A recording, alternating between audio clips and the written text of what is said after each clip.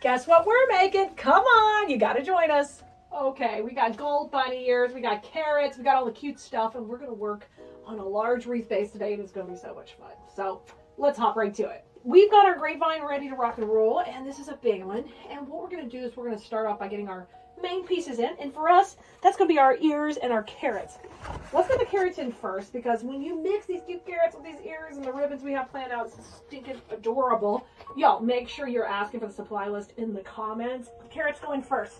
And I'm going to start with one kind of up high here off to the side.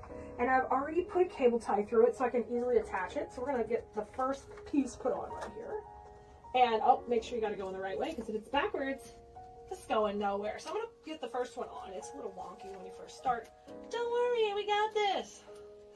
I got to take and get it kind of up here to the right, and I want it to be this direction. Now, we may need to put one at the bottom too, but I'm going to get my first piece in and kind of see how it moves around. Once I know what we're dealing with here, that'll tell me a lot as far as how I can put the two pieces in. Okay, so that one's in to start. Really good. Okay, so our second carrot, we want to kind of cluster these up together, and I want this one to be a little bit lower, so right in here. So I'm okay with this. We can trim that little piece off. I'm going to slide this back a little bit. Yay, I love it. The next one's going to go right beside it, kind of like snuggling up to it. So I'm going to go through a couple of pieces of the grapevine here and tuck it in. And then we're going to have to do a little bit of a shake test to see if we need to put some more ties in at the bottom. We'll see. We'll see how much she's going to wiggle around. All right, the top one's in, the bottom one's in. So I think we will put one more tie down here on this one. Look how cute they are together. Just so that they it doesn't end up twisting out too much. Because when I'm going to make these, I'm going to teach you how to make them properly so you can sell them to your customers. And when they open them in the mail, we want to try to do our best to kind of foresee what could shift around. And so in this case, I feel like this could move like that and not look so appealing when they open it. It's going to be fine, but so let's put one a little bit lower. So I'm going to poke a little hole back here, and we'll put another little cable tie lower. No big deal. And there's no, you don't have to do that at first. You can kind of see what's going to happen and then do it. So I just poke that with the awl, and I come back in here. I'm using my long 14-inch cable ties. You could go shorter, but I just find them easy to work with. All right, and we're going to try to go through just a couple of pieces here, just to keep this dude from flopping around so much. All right, and I'll tuck that in the back and just trim it off. Yay! Okay, and these are going to kind of be in this direction, where they're kind of up here in this quadrant of the design. Next step is to put the ears in. The ears are going to be really dramatic, and they're going to go right kind of where our bows are going. So we're going to have a bow up top and a bow down low. So I want the ears to be popping out of them. So let's kind of get started. These have long stems, and we pull in a little of that gold color. I'm just going to gently give them a little bit of movement. And you can always do this with any stem you have, whether it's floral or not. Go slowly so you don't crease anything, but you can generally give things a little bit of movement. So see, now they have a little curve to them instead of being flat. All of that kind of adds a little depth and dimension to your pieces, and that's one of my big pet peeves, where if you work on that, you can actually get more for your work when you're designing. So I'm going to put this one here, and let's go with this one maybe right in here. I'm going to leave a little bit of a stem. Now, don't worry that this is moving, because we haven't even put a hanger on it. We don't even exactly know where our center is. We'll do that towards the end, okay? So this one's going to go right in there, and I am going to just push it right down into the grapevine. Right here, looking cute. So our first set of ears will be right here. I love it. Now my second set of ears is going to be kind of down here in this zone. I'm leaving the stems a little bit long so we can manipulate them how we want to curve them once the bows are in, but I'm thinking this one looks super cute, kind of coming over the carrots a little bit. So right in here. So cute. I love this. Let's put that one down there. This bunny is so cute. He's all up in our wreath. Him and his friends. Now, anytime you have a little bit of glue showing, I'm always going to suggest you grab a little Spanish moss and you just go ahead and cover it up right now. That's my own little pet peeve, and it helps things hold in place. Okay, so we got our ears in, we've got our carrots in, and now next step is greenery. So our greenery stems are like this. They are long and lush, and they easily break into 3 sections. Just tear them down real easy. And then the top section, we can trim it off. And we're going to be able to take and have 3 different sections that look exactly like this for our greenery as we go around. Now, shape this up. This one has a fern, it has a leaf, it has a berry, it's got all the things. Now, a bow is going to go in here, and then we're going to need to reach out from the bow. So let's start kind of up here at this top section and put these in, okay? So I'm going to give it a swirl and put the first one in here. Beautiful. And then I'm going to grab my other 2, and we still need to do the same thing, shake hands. Now, some of these have this cool twig in here, and I'm going to cut the twig out because we're going to save that to put in at the end, because I want to use those twigs to my, definitely to my advantage when I'm putting them in. So I'm getting some glue on this one. We're going to come down a little bit right in here and fluff these out. Ooh, look at that. Let's do the greenery down here at the bottom. This stem, we're just going to take and tear it down. Now, if you go to the supply list and you see some are password protected, that's because those are exclusively for our design school students. So just know if it's one of those, you won't have access to it unless you're in our class. Now I'm going to fluff this out and separate it all where it's really looking good. There's my twigs I want to save because I'm going to treat those like the crowning glory that they are going to be. All right. Let's take and put a couple of these down here. And I know I'm going to want one kind of coming in front of the ears down here at the bottom. Let's put this one here. Oh, I love that. Super cute. Look how cute this is. We got the little cluster of green berries coming up there. Oh, I love that. Look how cute. We're getting started. We're just barely getting going. And then let's have another little cluster here at the bottom. And this one can kind of come out from down below where the bow is going to be down here. Isn't that going to be fun? So as of right now, we are saving a couple of pieces of greenery, and then we are going to be popping some of these fun mums in here too that are really full. They have that really good center. But we've got to get the bows in first because we're going to take up the real estate. If you need the link to when we made these bows, and you didn't see how to make these bows, just let us know. They're also on the supply list for this project. But the long bow is going to come in and it's going to be right down here at the bottom. It's going to go right in this section with the carrots. And I'll put this right in here. Oh, it's going to be so cute. So excited about it. I'm going to slide it right in. Okay, and we're going to come back and tie this in tight. I'm trying to weave it back through the grapevine. All right. So once it's in, I'm going to trim off its little tail of the cable tie. But now you've got to go to work fluffing it up, okay? Because you've compacted it a little bit, and we want to make sure, I want that ear to be kind of coming out the center of the bow. Yeah, it's perfect. Let me show you. Oh, look how cute! Stinking cute. I can move it up a little since we're working on the bottom.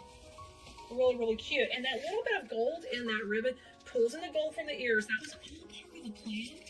So when I walk you through a design, I'm teaching you how to do that. And that's something you learn every week in design school, how to pull those elements together and the mechanics behind what we're doing, and of course the techniques and tips that I've learned over the past 20, I think we're 27, however many, a long time, a lot of years.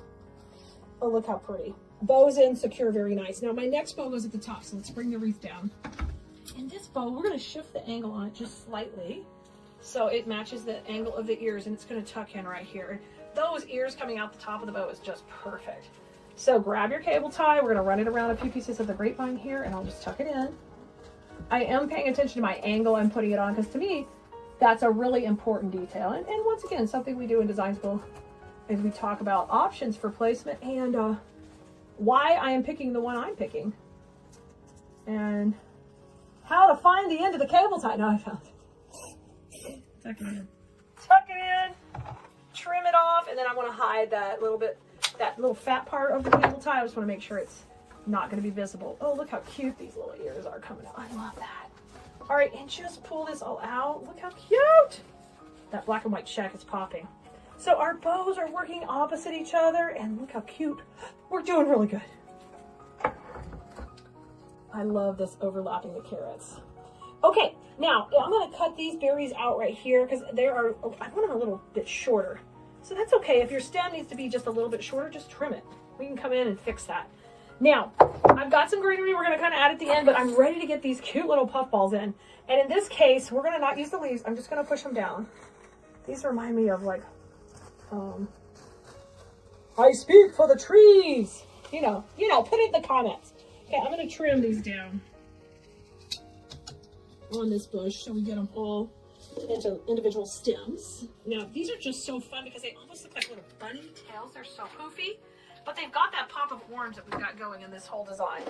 So once I've trimmed them all down, here they are. Now I'm going to take and pair them up together where they go into twos. And our first goal is we're going to try to get a couple tucked in, just kind of tight to the bow to start with because they're so stinking cute. So let's put a couple here at the top. I love these. And so it kind of looks like the little bunny tail is orange. And we make a little fat little, it's flowers, but I still like that little poofy part. Nice, 2 there. Let's go 2 up above